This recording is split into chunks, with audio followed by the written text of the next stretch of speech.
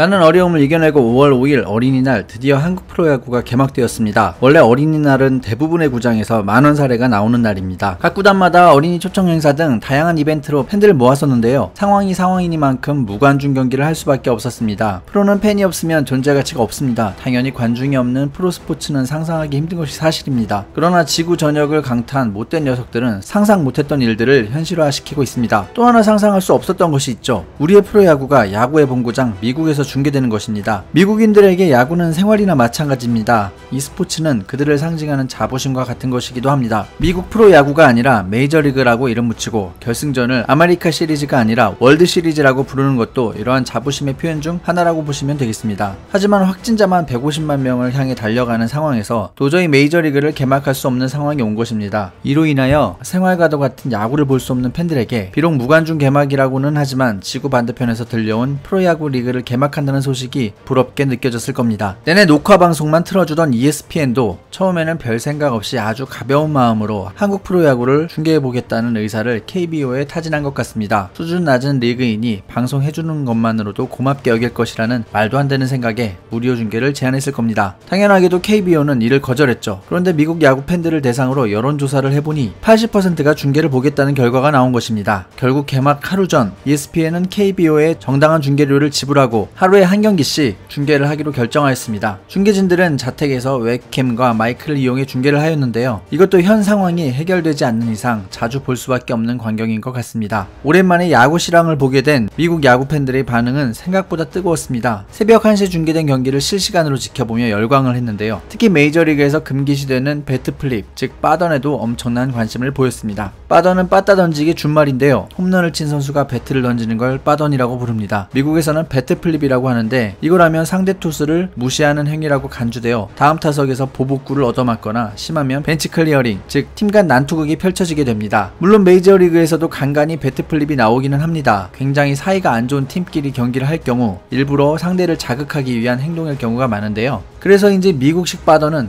굉장히 간결하면서 상당히 거만합니다. 상대 투수의 공이 아무것도 아니라는 표정을 지으며 그냥 배트를 허공에 휙 던져버리고 말죠. 그에 반해 한국 프로야구에서는 빠던이 하나의 세레모니로 간주됩니다. 마치 축구에서 골을 넣고 환호하는 장면과 같은 것이죠. 이러한 특성 때문에 빠던시 표정이 메이저리그 선수들과는 사뭇 다릅니다. 상대를 기분 나쁘게 하는 것보다는 내 홈런이 좋은 그런 표정이 나옵니다. 또한 방망이를 굉장히 화려하게 던집니다. 연습 없이는 절대로 나올 수 없는 그런 궤적을 그리며 배트가 날아가죠. 이런 이유를 잘 알고 있는 일부 미국 야구 팬들은 한국 프로야구가 중계된다는 사실이 알려지자 KBO식 빠던을 보고 싶다는 반응을 SNS나 커뮤니티 등을 통해 밝혔습니다. ESPN 역시 이 같은 흥행 요소를 간과할 수 없었는지 배트플립 코너까지 사이트에 게재하면서 흥미를 유발하고 있습니다. ESPN 기자 제프 파사는 한국 선수들은 안타, 삼진과 상관없이 엄청나게 멋진 빠던을 보여줄 것이라고 기대하기도 했습니다. 삼진을 당한 선수가 어떻게 빠던을 보여줄지 저도 잘 모르겠지만 그들의 관심은 그만큼 뜨거운 것이었습니다. 첫날 경기에서 NC 모창민이 홈런을 터뜨리면서 드디어 빠던이 나왔을 때 중계진들은 환호성을 터뜨렸습니다. CBS 스포츠에서는 이와 같은 장면을 두고 KBO 리그 타자들은 방망이를 가볍게 던지거나 아예 내동댕이 치거나 빙글빙글 돌리기도 한다. 많은 타자가 방망이로 공을 치자마자 즉각적으로 이런 행동을 한다고 덧붙이기도 했습니다. 이처럼 미국에서 한국 프로야구에 대한 관심이 커지자 한국 프로야구를 거쳐간 외국인 선수들의 주가도 덩달아 높아지고 있는데요. KBO 리그에 대하여 자세하게 이야기할 수 있기 때문에 방송국에서는 중요 게스트로 섭외하고 있다고 합니다. 두산에서 뛰었던 조시 린드블럼은 지난 6일 LG와 두산 경기에서 1일 해설자로 나섰고요. NC 다이노스에서 전무후무한 40-40을 기록한 에릭 테임즈는